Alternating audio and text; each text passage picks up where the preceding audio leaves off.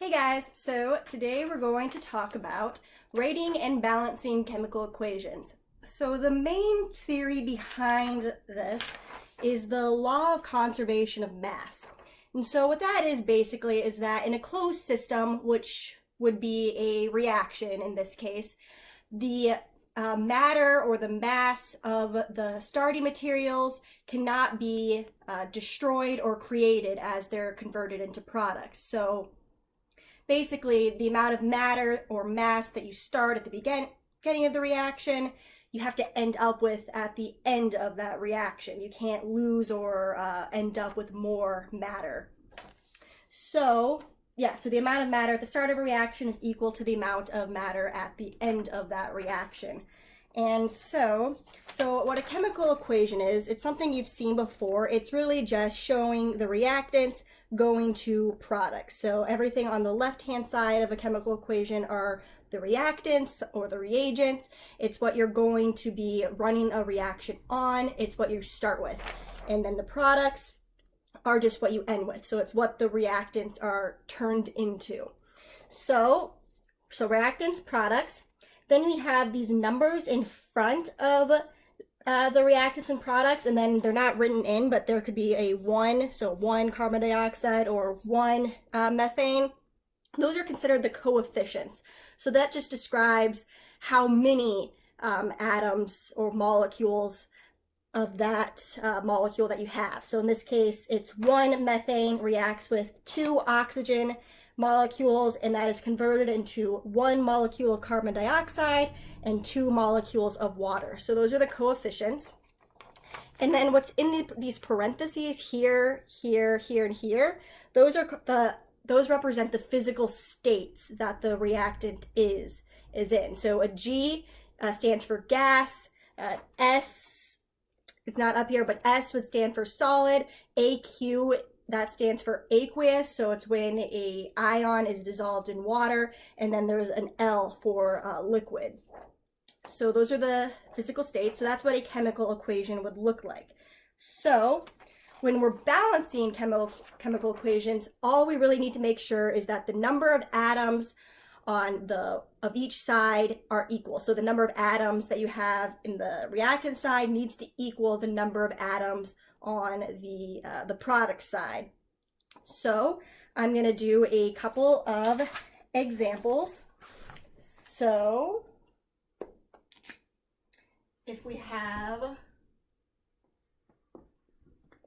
water being converted to hydrogen gas and oxygen gas. So as you can see here, the hydrogen is balanced, but the oxygen is not. There's 1 atom of oxygen on the reactant side, but there's 2 atoms of oxygen on the product side.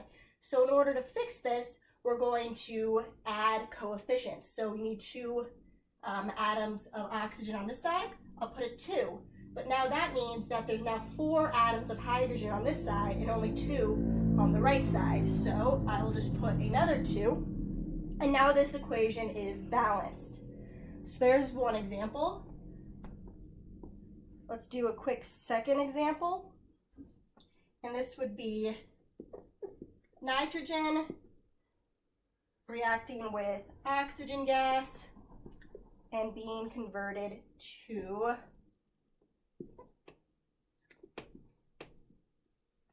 N2O5. So looking right at it, there's 2 here, 2 here, but there's 2 oxygen and 5 oxygen on this side.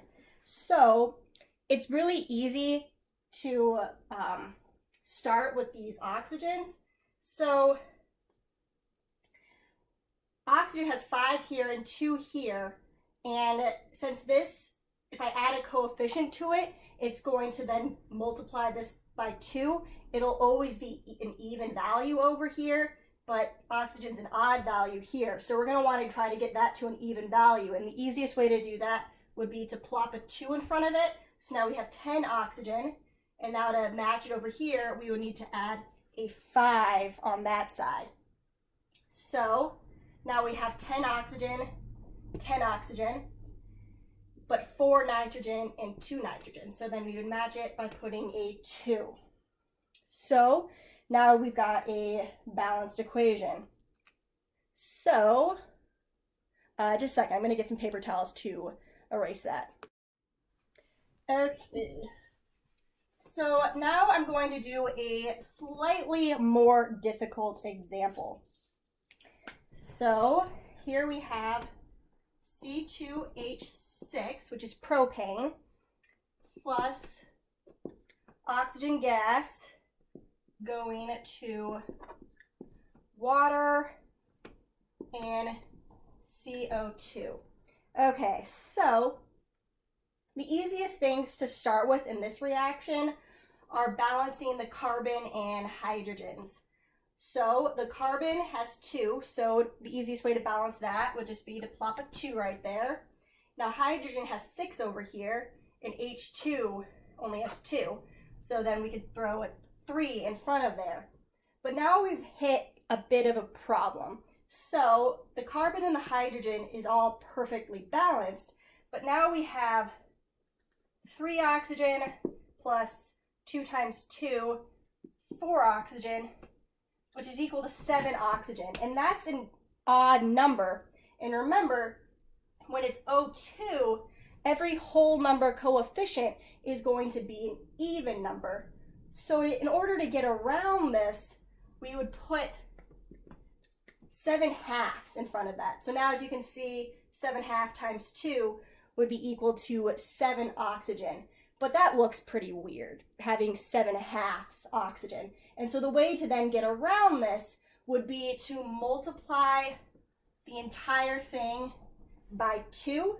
And so that would then come down to 2 propane plus 7 molecular oxygen will get us to 6 water plus 4 carbon dioxide.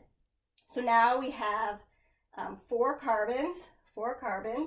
We have 12 hydrogens, and now we have 14 oxygens. So then 6 plus 8 is 14 oxygens. So that's balancing equations. But there's a little bit more. Oh. Whoops. Okay, but there's a little bit more that we're going to go over today. So those are called molecular equations, what we just went over. And now we're going to go over equations for ionic reactions, so reactions that involve ions.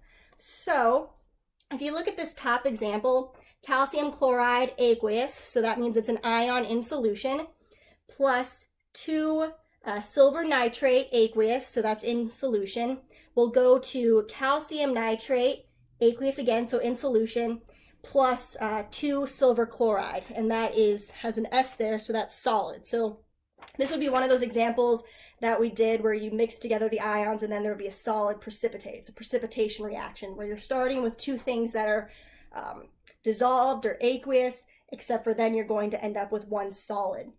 So this is called a molecular equation. So all of these molecules are shown in their molecular form as if they were just molecular, no ions. But there's also something called an ionic equation. So in this case, calcium chloride would be dissolved into 1 calcium 2+ ion and then 2 chloride ions. Likewise, the silver nitrate would be dissolved into 2 silver ions and then 2 nitrate ions. And then lastly, the calcium nitrate would be dissolved into a calcium and then 2 nitrate ions. I haven't drawn anything for this silver chloride because it's solid, so it's not dissolved and it will stay in its molecular form. So that is the ionic equation. And something called a complete ionic equation would show all of those ions. So we would take these ions and then replace them for the molecules in this equation. So you get to this complete ionic equation, which would be calcium ion plus 2 chloride ions plus 2 silver ions plus 2 nitrate ions would then go to a calcium ion, 2 nitrate ions, and then 2 molecules of silver chloride. Now I've underlined some of these ions in red. So the calcium, the calcium and the nitrate ions. These are called spectator ions. So they're present in the complete ionic equation in order to balance the charges. So without them, the charges wouldn't be balanced on either side of the equation, and they're kind of sticking around to make sure all of those charges are balanced, and so then the equation is overall neutral. But while they're there, they're not really taking part in the reaction. They're staying exactly the same on the product and the reactant side. So that's why they're called spectators. They're there, they're observing, but they're not really doing anything. So we can also show this reaction in something called the net ionic equation. So for the net ionic equation, what you'll do is just cross off those spectator ions and take them out completely. So in this case, when you cross off the calcium and the nitrate ions, you get to something that says 2 chloride ions plus 2 silver ions will get to 2 silver chloride molecules. And then you can even simplify that further by taking out the 2 or dividing by 2 entirely. And so the net ionic equation for this reaction would be a chloride ion plus a silver ion gets to 1 silver chloride molecule. So that is writing and balancing molecular and ionic equations. Put any questions that you have in the comments.